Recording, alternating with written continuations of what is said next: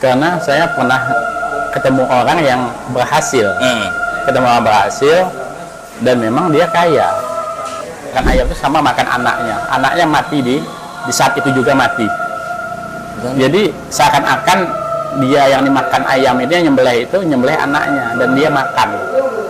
Itu oknum tersebut yang kesugihan itu pernah cerita seperti dia tuh kalau tumbal itu rata-rata kalau tidak jantung tabrakan, seperti api yang terang, api yang besar langsung kayak menyerang gitu. Nampak, semua orang nampak api itu.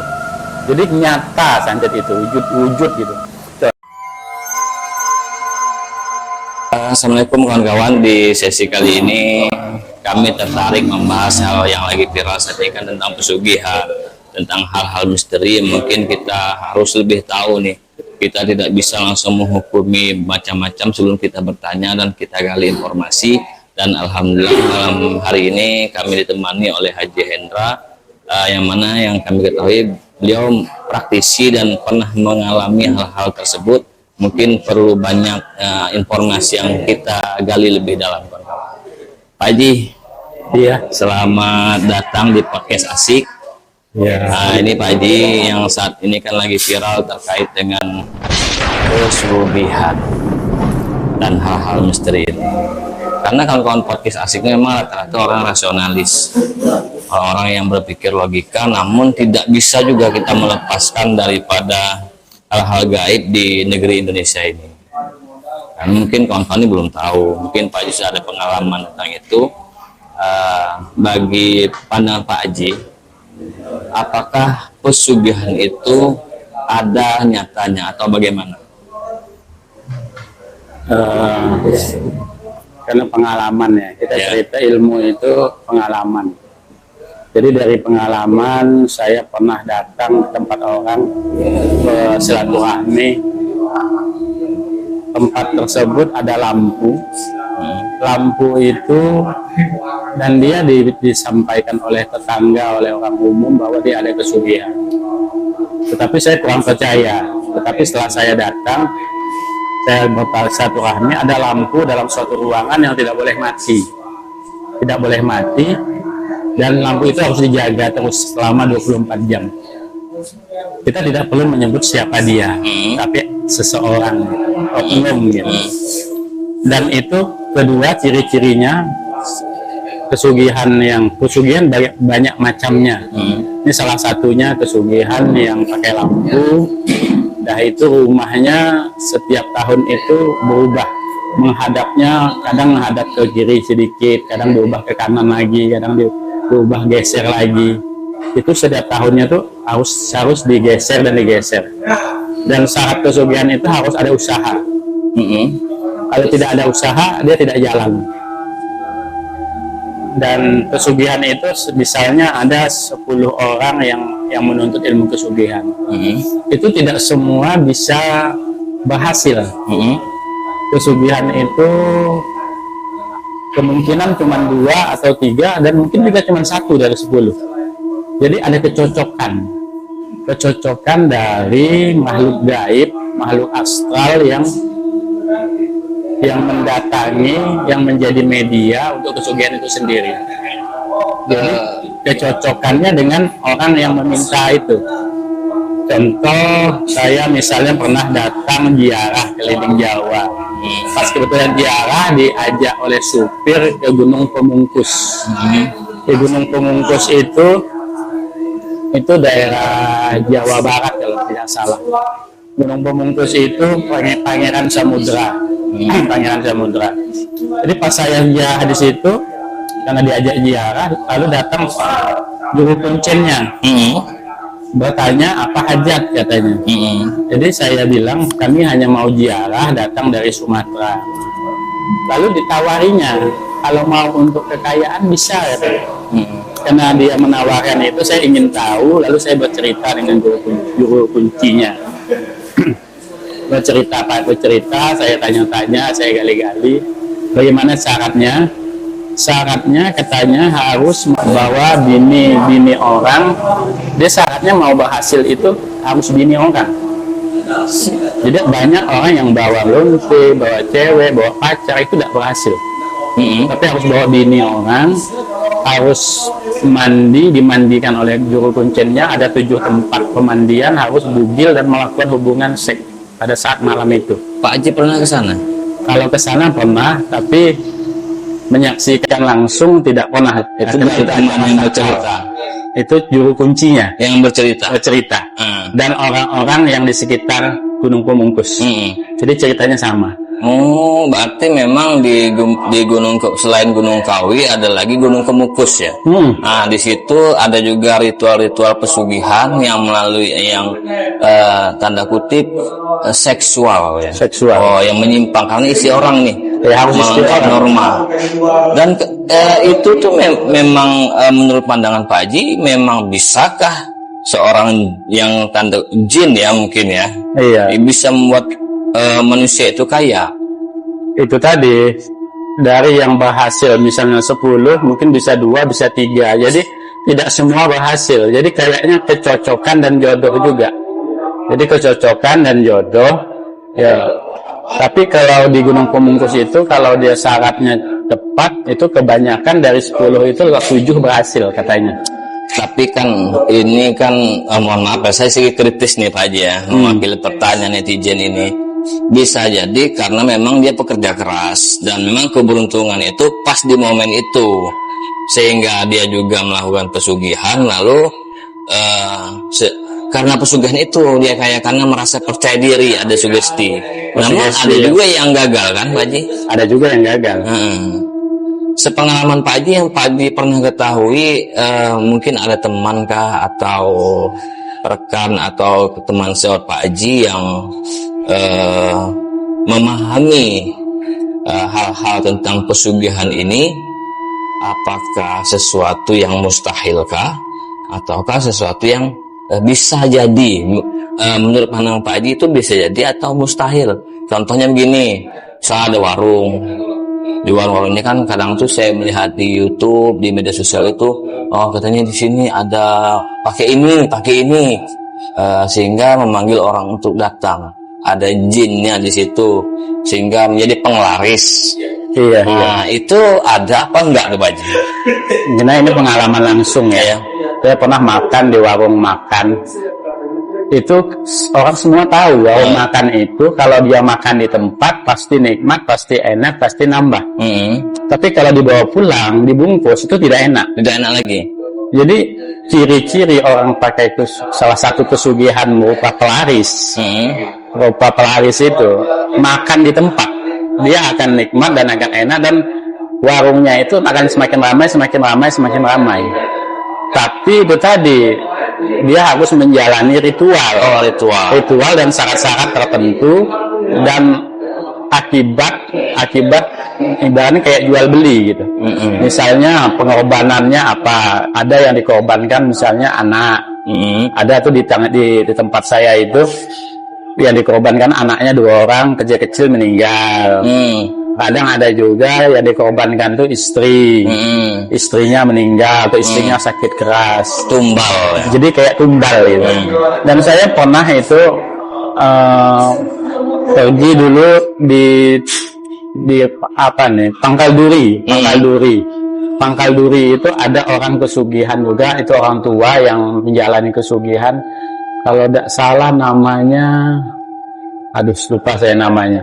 Itu di Pangkal Duri Tengah. Saya pernah datang ke sana. Pas saya datang tuh niatnya ingin tahu jangan kata orang gitu. Ingin tahu, ingin silaturahmi dan ingin obatkan. Niatnya itu dari rumah. Pas saya datang, orang tua itu sudah meninggal itu di Pangkal Duri. Kalau orang yang dulu tahu itu ada pesugihan di sana. Dia istrinya sakit parah. Kebetulan dia minta obat dengan saya, minta buatkan air. Saya buatkan air karena dia minta tolong. Istrinya sehat, balik ke dia. Tidak lama yang praktisi yang kesugihan itu meninggal dunia. Tidak lama saya di situ. Berarti dukunnya meninggal gitu. Dukunnya meninggal karena tadi dia mengarah ke istrinya dibentengi. sehingga balik lagi ke dukunnya.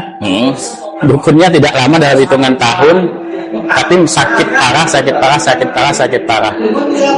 Saya lupa, mungkin ujung lidah namanya tuh, yang di pangkal duri tengah itu. Orang tua, tinggi, orangnya kurus. Nah, saya pernah ngalamin yang seperti itu. Kalau itu dia dikasihnya, karena bicara langsung dengan dia, ada sejenis dompet. Ilmu dompet. Ilmu dompet. Oh, berarti yang saya pernah dengar ilmu dompet itu, kawan-kawan, katanya ketika dia belanja uangnya kembali lagi ya, gitu ya Pak Haji. Ilmu dompet itu ada dua macam. Ada uang itu uang induk, dia ada uang induk yang dikasihnya, induk uang yang sudah dirajahnya, di asmanya mungkin atau dibaca-bacanya, dimasukkan ke dompet. Jadi uang itu akan menarik uang yang lainnya. Ada kekuatan menarik uang-uang yang lain untuk datang. Itu ada satu jenis seperti itu. Ada jenis yang kedua, dia pakai dompet, dan dompet itu ada uang yang ada di dompet itu kalau dibelanjakan dia balik lagi. Misalnya uangnya 100.000, dibelanjakan syaratnya mungkin satu malam itu harus 7 kali, maksimal 7 kali. Uang itu biar kita belanja 2.000, sosok 98.000, yang 1.000 kembali lagi. Dan itu memang fakta apa sekedar mitos tuh Pak Haji? Karena saya pernah ketemu orang yang berhasil, dan memang dia kaya. Dan saya banyak ketemu orang yang, tapi tidak bisa disebutkan nama-namanya gitu, tapi banyak, bukan 1-2 ya, banyak yang berhasil itu, termasuk banyak di wilayah Tungkal ini. Wilayah Tungkal ini banyak. Itu ilmu apa yang Pak Haji ketahui yang di Tungkal ini, pesugihan di Tungkal? Kesugihan yang di Tungkal ini salah satu yang saya tidak sebut nama jalannya, itu karena ada yang kepala terbang yang dilihat orang keluar dari jendela lotengnya. Kuyang? Iya, sejenis plesit. Oh, kuyang itu juga pesugihan ya Pak Haji? Pesugihan juga. Nah, yang kuyang itu dia makan anak kandungnya yang baru lahir. Berarti yang dimakan anak kandungnya, bukan anak orang lain gitu. Bukan. Dan tumbal tadi saya tertarik tentang membahas tentang tumbal. Apakah itu memang nyata? Apakah memang wayahnya atau penyebab meninggalnya itu ada? Misalnya kecelakaan, misalnya memang sakit. Terus ketika di komunitas mereka menganggap adalah ditumbalkan, kata orang kan, atau mungkin syarat-syaratnya tadi itu memang diketahui para pesugihan itu ya Pak, bahwasanya memang ada tumbal. Setiap orang yang mau mengambil kesugihan atau kekayaan secara singkat, dia dikasih tahu dulu, ini akibatnya, ini yang harus dijalani. Nanti misalnya ada juga tuh kayak di Gunung Kawi, dia dikasih makan ayam, dia masakan ayam itu disembelih, dia kasih makan. Nah itu tiba-tiba bayangan dia makan ayam itu sama makan anaknya mati di saat itu juga mati. Jadi seakan-akan dia yang dimakan ayam itu, yang nyembelih anaknya, dan dia makan. Itu oknum tersebut yang pesugihan itu pernah cerita seperti itu. Ini jenis tumbalnya aneh. Ada juga jenis tumbal yang dia bisa menumbalkan ke anak buahnya dengan satu syarat, dikasihnya uang terus. Dikasihnya uang, banyak-banyak uang. Karena kalau kita dikasih uang tanpa sebab, kita tidak tanyakan, hati-hati. Mungkin dia berbuat baik Pak Haji. Iya, cuman kejadian ini bukan 1-2 yang seperti itu. Yang Pak Haji ketahui ya, yang mungkin ini rumor lah ya. Iya. Yang masih tanda kutip. Masih tanda kutip. Tapi banyak yang meninggal, yang banyak dikasih uang itu, jadi dalam setahun meninggal. Malah teman saya sendiri yang pemain badminton itu, saya tahu fisiknya sampai 4-5 kali tahan. Fisiknya kuat, tidak pernah sakit. Tiba-tiba kerja sama dia 1 tahun lebih, tiba-tiba jantung meninggal. Itu kawan dekat saya sendiri. Nah itu cuman bacaan, cerita. Kita juga tidak boleh berprasangka buruk. Tapi kejadiannya ya seperti itu gitu. Ya mungkin karena jantung lah mungkin. Itu tadi, dia tuh kalau tumbal itu rata-rata kalau tidak jantung, tabrakan, ibaratnya kecelakaan maut. Ya kebanyakan itu. Karena tiba-tiba tidak ada riwayat jantung jadi jantung. Jadi tiba-tiba seperti itu karena dia sistemnya tuh gaib itu tadi. Oh, berarti gini Pak Haji, mohon maaf dipotong. Apakah jin itu bisa membunuh manusia? Sebenarnya kalau jin itu pada dasarnya tidak bisa membunuh kecuali ada perjanjian khusus dan manusia mengiyakan. Jadi kayak ada suatu ritual yang khusus Bisa membunuh ya? karena memenuhi syarat tadi. Memenuhi syarat karena dia sudah ngambil apa permintaannya sudah diambil. Jadi kita harus menyerahkan apa yang jadi syarat itu, misalnya tumbal tadi, tumbalnya anak, tumbalnya ini. Karena kita mengiyakan, jadi ada serah terima. Jadi ada kekuatan, jin itu punya tingkatan kekuatan atau energi. Semakin tua jin itu semakin kuat lah energinya, semakin kekuatannya makin kuat. Jadi jin itu semakin tua semakin sakti. Jadi ada jin yang bisa memindahkan barang, karena itu tingkatannya memang tinggi gitu. Ada jin yang bisa membunuh. Tapi kalau kita tidak ada perjanjian, jin itu cuma mempengaruhi pikiran kita, rasa kita, atau kalau dalam Islam itu sufiyah. Akal pikir kita ditembaknya, rasa takut, rasa khawatir, rasa ini, sehingga kita sesak napas saking takutnya. Jadi bukan meninggal dan cekek, tidak ada jin yang Dia mencekek. menakuti, mengacaukan pikiran manusia gitu maksudnya? Iya, lewat energi dia. Oh begitu. Itu kalau sistem kerja jin. Jadi kalau santet itu bagaimana? Kalau santet itu rata-rata santet itu dari turun temurun, dari leluhurnya ke leluhurnya turun temurun. Jadi kayak ada ritual yang dulu pernah dilakukan leluhurnya dan dilakukan terus menerus oleh anak cucunya, cicitnya. Jadi ilmu santet itu sebenarnya ilmu leluhur. Rata-rata seperti itu. Jadi ada ritual, misalnya puasa sampai 40 hari tidak makan, atau puasa muti atau melek. Jadi sama kayak Islam, ada kayak ritual riyadah, tapi niatnya untuk arah ke kiri, untuk arah yang tidak baik.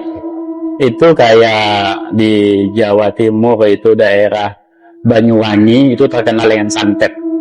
Banyuwangi itu, wah itu aja yang santet di sana. Jadi pernah itu saya punya guru saya Gus Muslim, dia cerita ada pondok pesantren besar, kiai besar, yang kiai itu belajar dari guru sampai sanadnya ke Kiai As'ad, Syekh Muhammad As'ad, Kiai Muhammad As'ad, sampai Kiai Muhammad As'ad. Jadi pernah dia menangani pasien yang ketika datang seperti api yang terang, api yang besar langsung kayak menyerang itu. Nampak, semua orang nampak api itu. Jadi nyata santet itu, wujud gitu. Contoh, ada gunting bisa masuk ke dalam perut. Itu kan saya bilang mustahil kok gunting dalam perut, atau paku dalam perut. Kali di ronsen ada paku. Nah, jadi sistem jin itu kerja itu kayak energi. Energi dikirimnya berupa energi masuk ke dalam tubuh, lalu dijadikan energi itu padat. Jadi kekuatan energi dari hitam yang sudah diritualkan, sudah dipuasakan, sudah dilampahkan. Jadi dia punya kekuatan untuk memperintah jin. Jin itu dia jin peliharaan, yang santet itu jin peliharaan. Jin yang sudah dikasih makan, yang sudah dikasih mungkin kemenyan, sesajen, kayak disembah-sembah, dan harus dilakukan ritual itu. Kalau tidak ritual itu tidak dilakukan atau tidak pas ritualnya, dia akan makan kepada dukun itu sendiri. Ada juga tuh sejenis kayak adum, racun adum. Racun adum itu dia peliharaan, itu kayak hidup racun adum itu.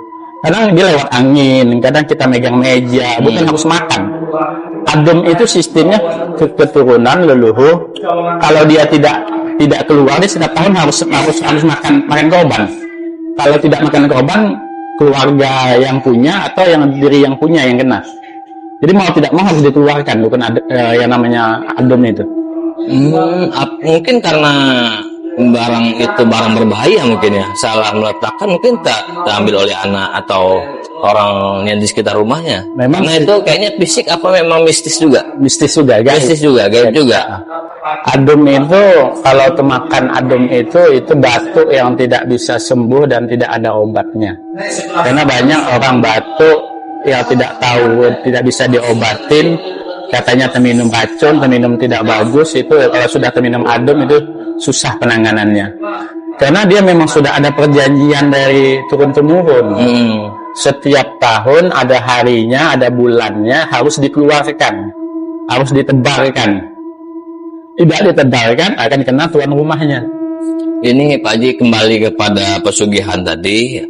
Kan kita ketahui di media sosial itu ada pejabat yang di situ meminta agar mendapatkan jabatannya atau artis yang ingin kaya melalui media di Gunung Kawi itu. Bahkan yang lebih aneh itu yang jadi candaan netizen itu ada syarat-syarat dengan modal 200.000 nanti dapatnya 30 juta, modal 2 juta dapatnya yang komplit tadi dapatnya 10 miliar.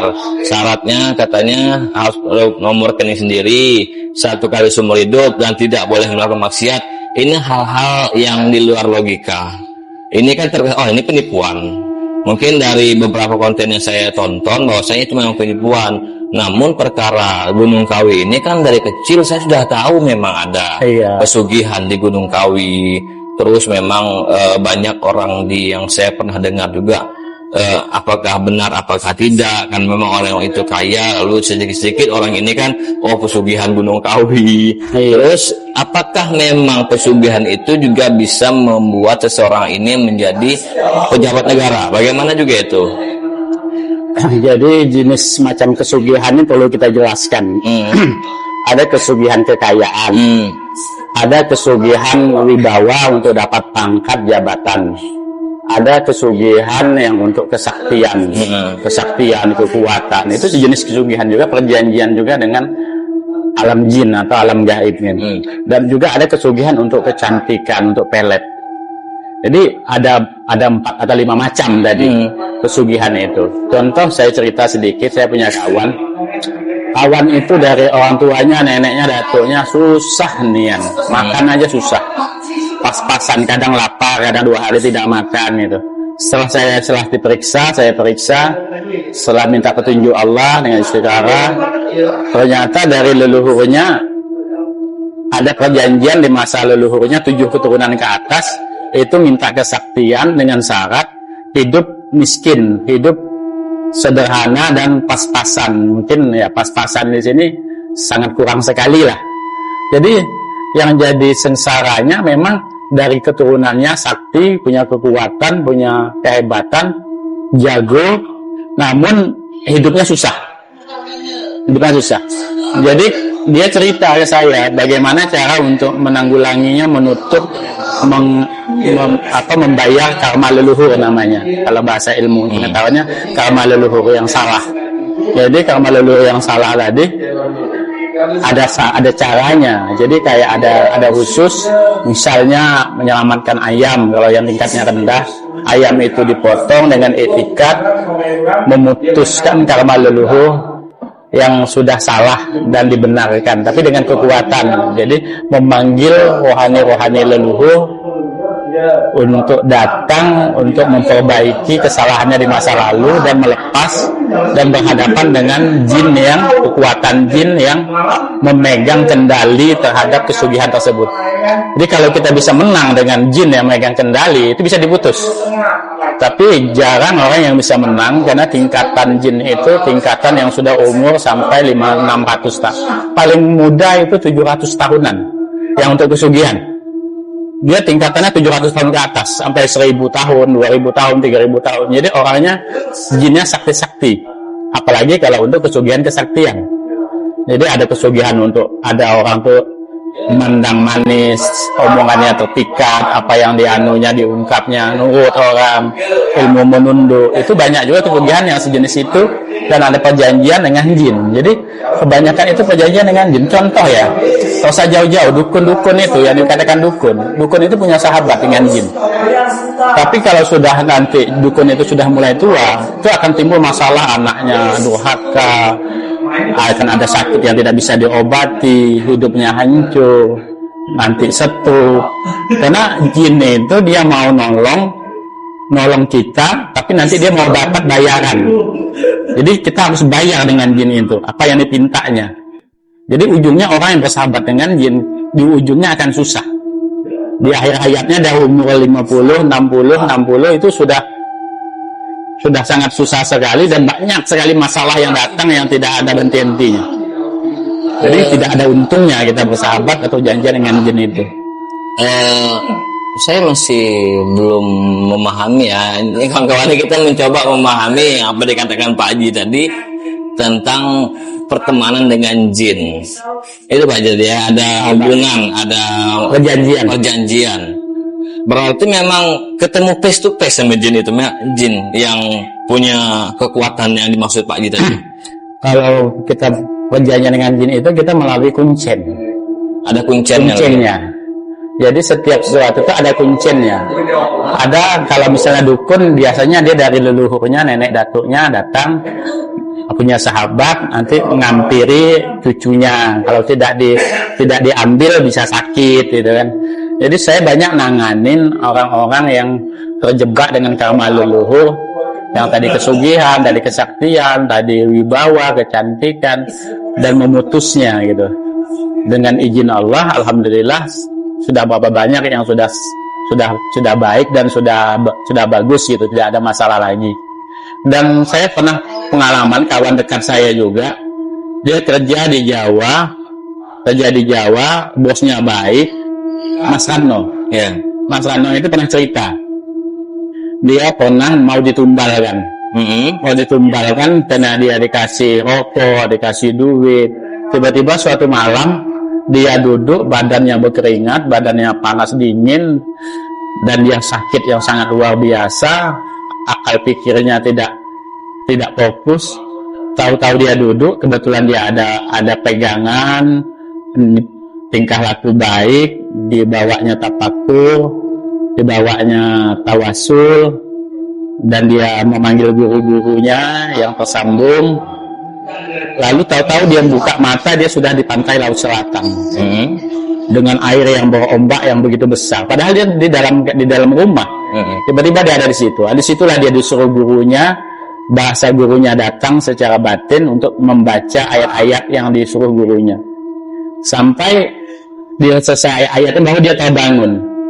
Jadi kalau kita mau ditumbalkan, kita punya pegangan yang lebih kuat, itu kita bisa jadi tidak bisa ditumbalkan. Ada banyak cerita orang mau ditumbalkan tapi tidak mempan. Sebagian bisa seperti, tapi jarang yang bisa. Bahwa ilmu kesugihan itu memang ada, dan banyak yang ada juga. Ini cerita banyak orang kayak di Terjun Gajah itu katanya kesugihan. Iya. Foto-fotonya yang sudah ngambil dipajang di dalam kamarnya. Itu kesugihan di situ tuh, yang di situ tuh bentuk kesugihannya yang setahu saya dia mengamalkan ayat-ayat. Ayat-ayat Al-Quran diamalkannya, tapi mungkin ada sedikit tujuannya untuk kekayaan, dan ada mungkin yang menyalahi aturan agama. Karena kalau kesugihan itu, kalau lurus-lurus itu bukan kesugihan. Nama kesugihan itu yang bengkok, yang musyrik, yang sesat. Dia memang menyalahi. Contoh, ada kawan dekat juga dulu. Dia punya kesaktian, dia menang, asal klaim menang, orang tidak berani melawan dia. Kalau dia sudah marah, orang tunduk. Tapi syaratnya dia tidak bisa sembahyang dan tidak bisa berzikir. Asal dia sembahyang panas, asal dia berzikir panas. Jadi bentuknya itu yang menyalahi aturan agama Islam. Bentuk kesugihan itu seperti itu. Dan yang dikorbankan orang-orang terdekat. Ada juga saya pernah dengar bentuk kesugihan, dia semakin berbini, semakin banyak bininya, semakin banyak rezekinya. Semakin banyak berbini, semakin banyak rezekinya. Jadi bininya dikorbankan, Meninggal. bininya itu sakit, stroke, sakit yang tidak sembuh-sembuh, sebagian mungkin ada yang meninggal gitu. Jadi orang lain yang dikorbankan, tapi tidak semua orang lain dikorbankan, tapi dia pasti ada hari naasnya. Di akhir hayatnya orang kesugihan itu tidak bisa mati, matinya tersiksa sebelum ada yang mewarisi dari keluarganya, mewarisi ilmunya itu, kesugihannya itu harus diwarisi. Ya, kalau orang tahu kan orang tidak mau, karena akibatnya sangat buruk sekali. Tapi netizen saat ini kan Pak Haji, mohon maaf dia terbelah nih memahami konsep misteri ini.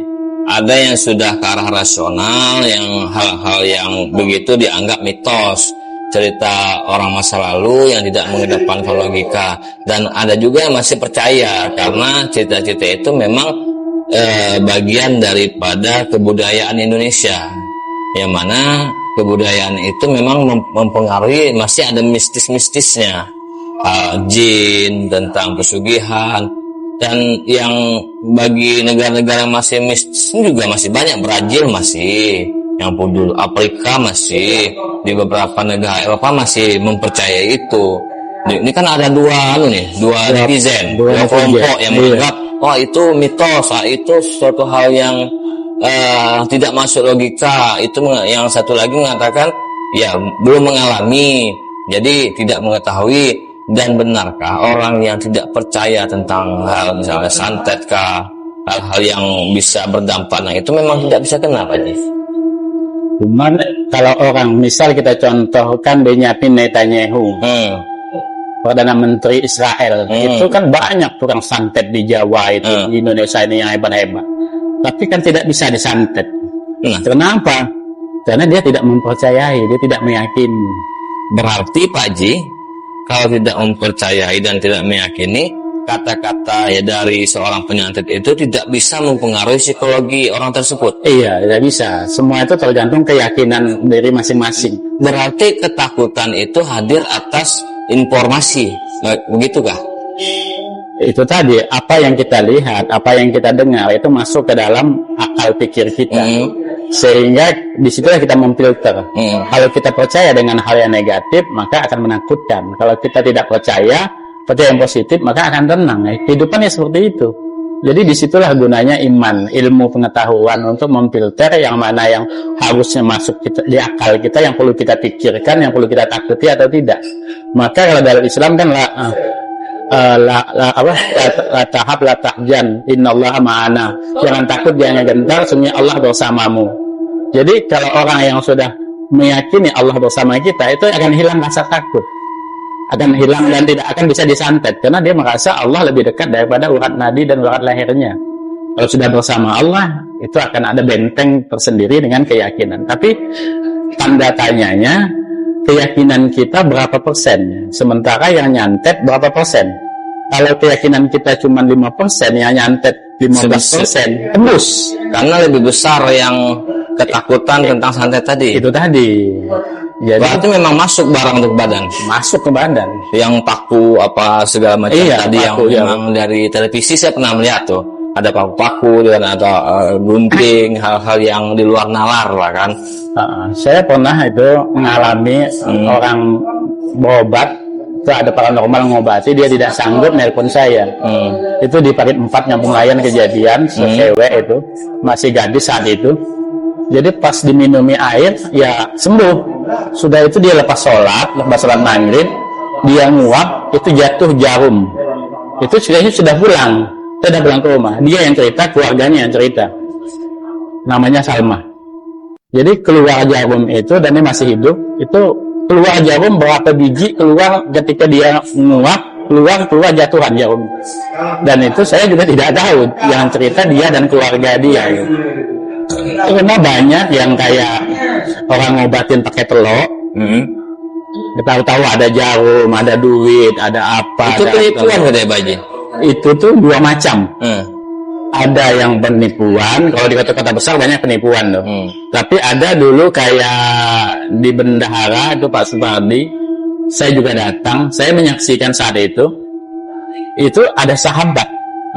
Sahabat dia sejenis alam jin, sahabat dia tapi jin Islam, itu yang memasukkan ada duit, ada jarum macam-macam, ada rumput kadang dalam telur itu. Itu sejenis jin. Jadi kalau kita meyakini dengan sugesti kita, kadang sembuh pulang itu. Tapi kebanyakan yang percayanya setengah-setengah, penyakitnya balik lagi. Berarti tidak menyembuhkan. Tidak menyembuhkan juga.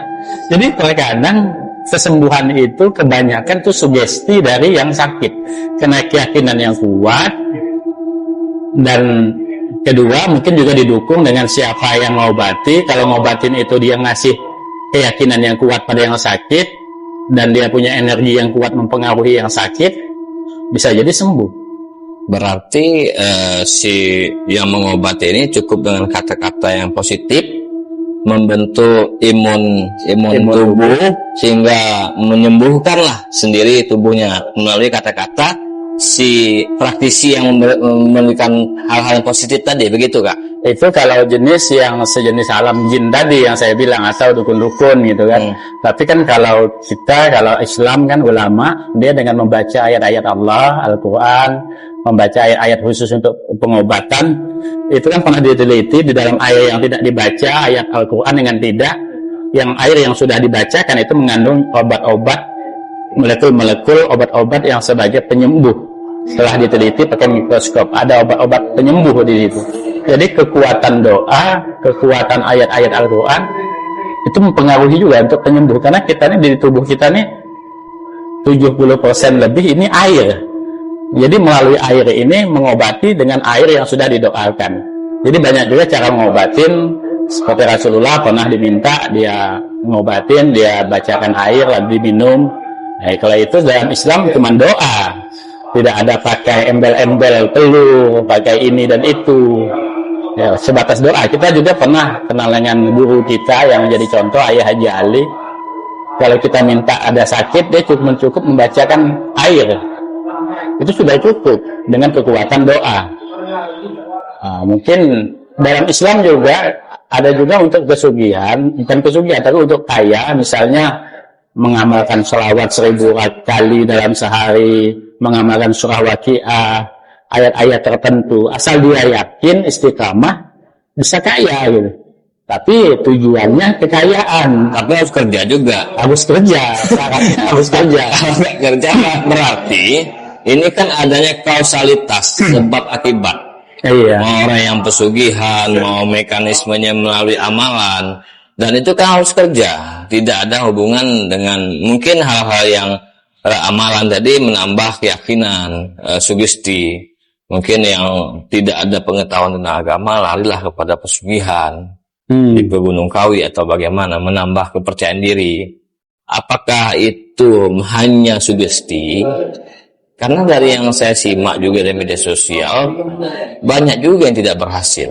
Banyak yang tidak berhasil. Berarti sugesti ini Pak Haji.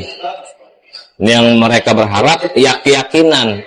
Setiap orang yang berangkat mau pesugihan itu kan semuanya ingin kaya dan yakin bisa kaya.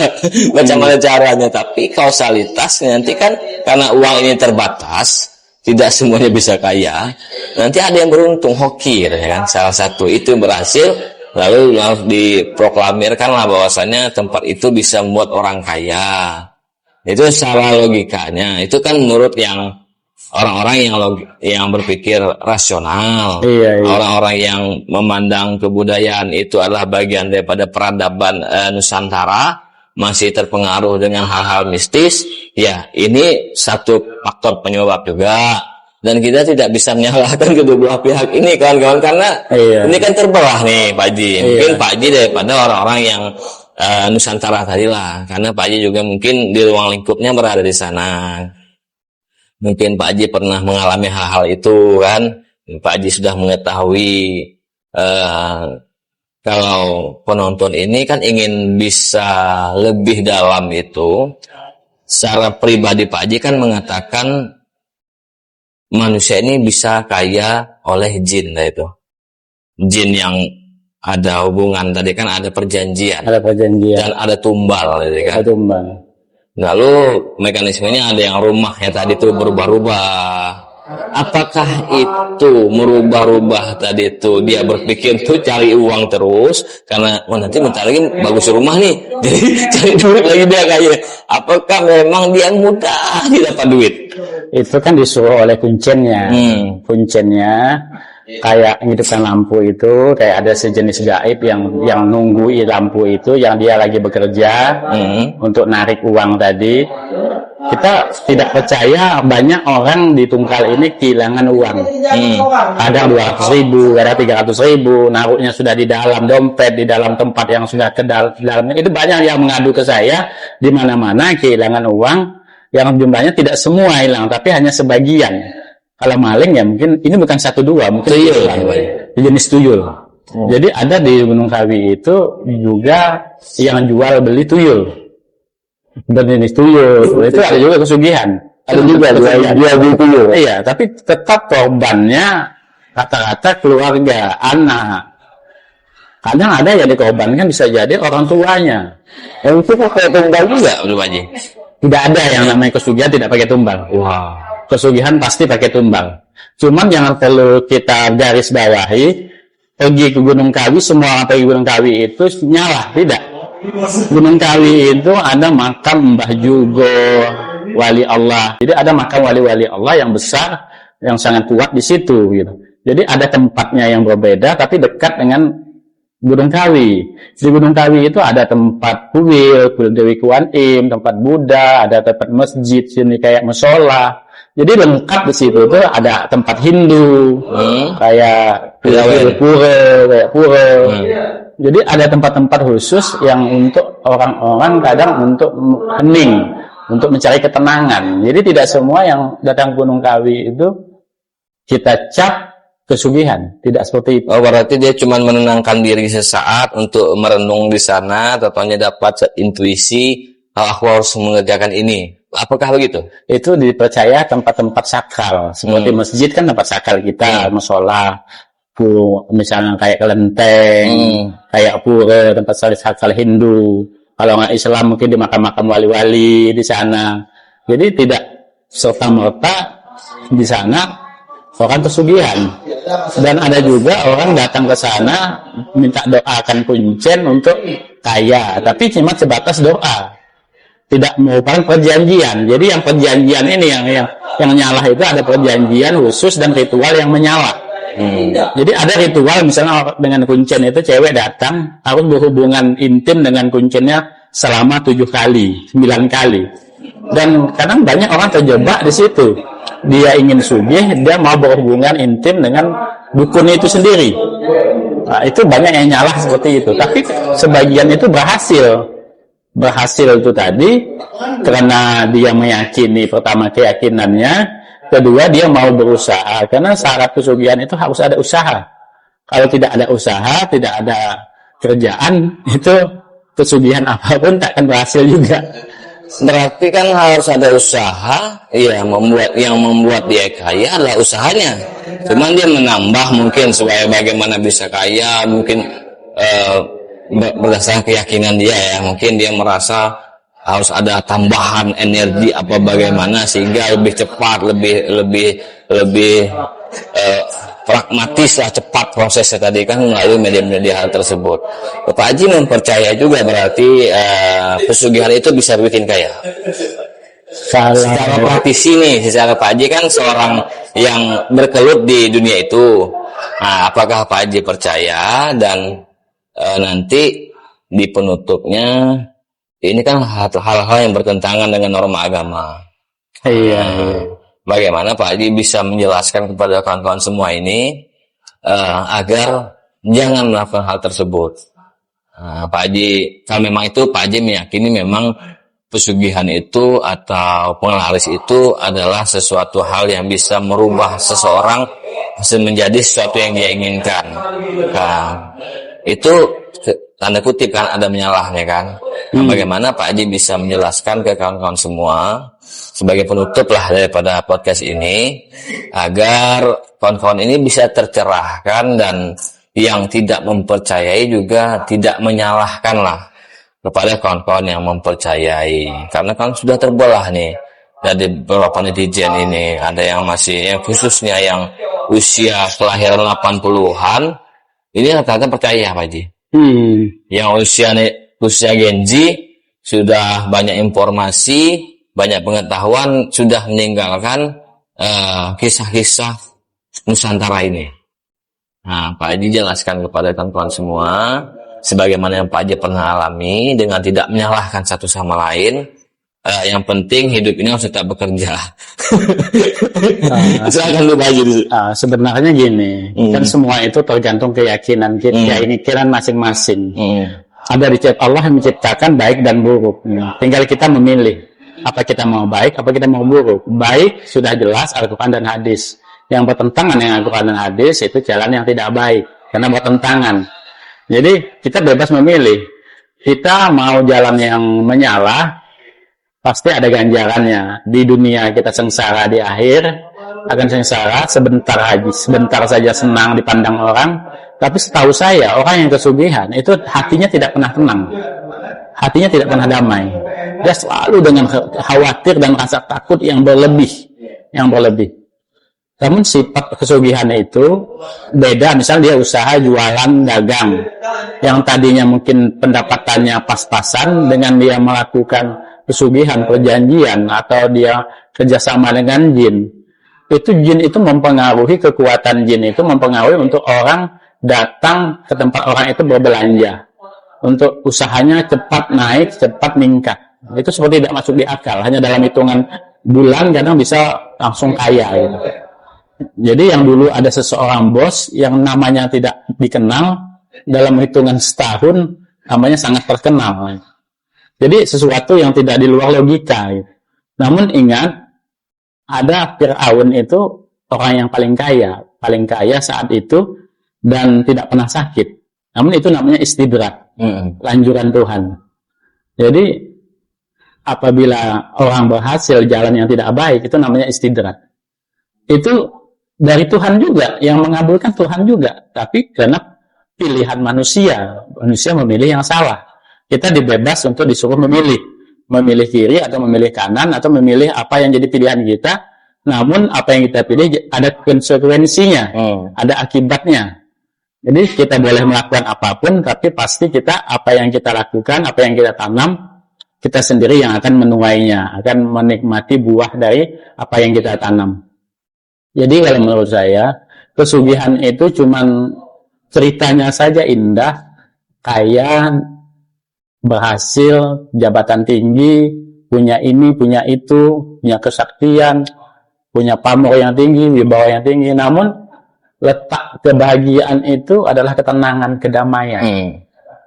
Setiap kesugihan itu orang itu tidak pernah tenang dan tidak pernah damai. Maka yang tenang, ala bizikrillah tatma'innul qulub, hanya dengan berzikir mengingat Allah lah hati akan tenang. Kalau belum tenang mengingat Allah, berarti cara mengingat Allahnya belum benar. Kalau sudah mengingat Allahnya benar, pasti hati akan tenang dan akan damai. Jadi kalau belum tenang jawabannya, perlu belajar lagi, perlu mendalami lagi, perlu memperbaiki lagi, mengaji lagi. Jadi sebenarnya kalau dalam Islam, kunci rezeki itu adalah ketenangan.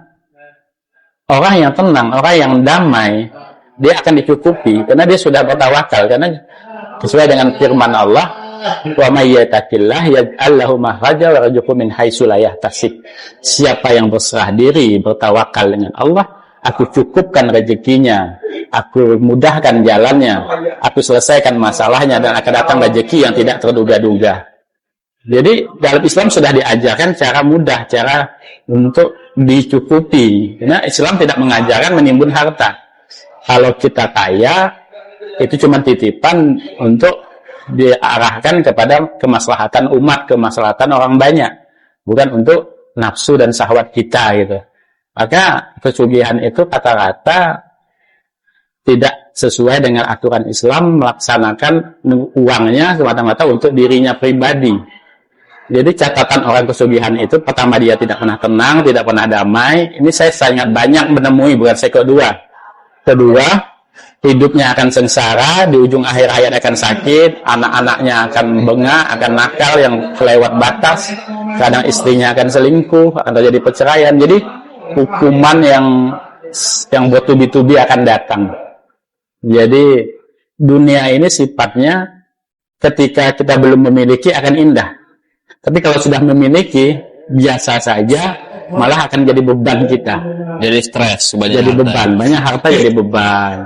Punya jabatan tinggi jadi Rambut beban. tumbal gede kan dia mau percaya itu kan. Punya kesaktian perang dengan Orang lain. Jadi yang indah itu yang orang yang berserah diri dengan Allah, dengan Tuhannya. Jadi mungkin itulah yang pengalaman saya, banyak mengobatin orang yang santet, yang tenung, yang segala macam. Tapi dibilang tidak percaya, memang barang itu ada dan sudah rahasia umum. Karena Allah ciptakan di zaman Rasulullah pun ada juga yang namanya tenung, namanya sihir. Jadi dari zaman Rasulullah sudah ada. Di Isra Mi'raj Rasulullah ketemu jin, disuruh membaca ayat kursi. Tapi kalau orang awam baca ayat kursi, jinnya tidak mau hilang-hilang. Karena orang awam di dalam dirinya masih banyak jin-jin, sifat-sifat jin yang belum dibersihkan. Yang baca kursi jin, yang dengarkan jin gitu ya berarti. Jadi senada ya. Iya. Jadi makin kuat jinnya, makin ngamuk jinnya. Ada lagi tambahan? Mungkin kurang lebih saya mohon maaf. Namun bisa disambung ke depannya. Kalau ada hal yang mau ditanyakan atau apapun mungkin bisa komen ya. Iya, di komen nanti jawab Pak Haji. Bisa komen dan bisa bertemu di pertemuan yang akan datang. Iya. Sekian dan terima kasih. Terima kasih ya Pak Haji ya atas informasi yang belum pernah kami ketahui, khususnya teman-teman podcast asik. Oke ya kawan-kawan, Pak Haji sudah menjelaskan bahwasanya ya kita harus berpikir positif. Ya tetap kembali kepada agama. Hidup ini hanya sementara ya Pak Haji ya. Iya. Tetaplah kita punya tujuan hidup nih arah kemana, ya tetaplah bertauhid kepada Tuhan yang Maha Esa, Allah Subhanahu wa taala. Jangan menyembah hal-hal yang makhluk juga. Dalam agama itu kan makhluk juga Pak Haji ya. Iya. Dengan konsekuensi sampaikan Pak Haji tadi, ketika kaya pun ada ketakutan, nanti tumbalnya siapa lagi nih? Siapa lagi? Jadi ketakutan endingnya Pak Haji. Iya, endingnya Itu bagi yang mempercayai, bagi yang tidak mempercayai ya silahkan juga. Karena kan harus ada dualitas hitam putih. Ada yang ini sekedar mitos, legenda ya. Mungkin ya sebagian begitu, sebagian mempercayai itu kan sesuatu hal yang wajar. Iya. Dan memang selalu begitu. Ya mudah-mudahan podcast kali ini ada manfaatnya dan kita bisa mengambil hal-hal positif dari apa yang diceritakan Pak Haji berdasarkan pengalaman yang tadi kawan-kawannya. Dan kami berdua undur diri. Wabillahi taufiq wal hidayah. Assalamualaikum warahmatullahi wabarakatuh.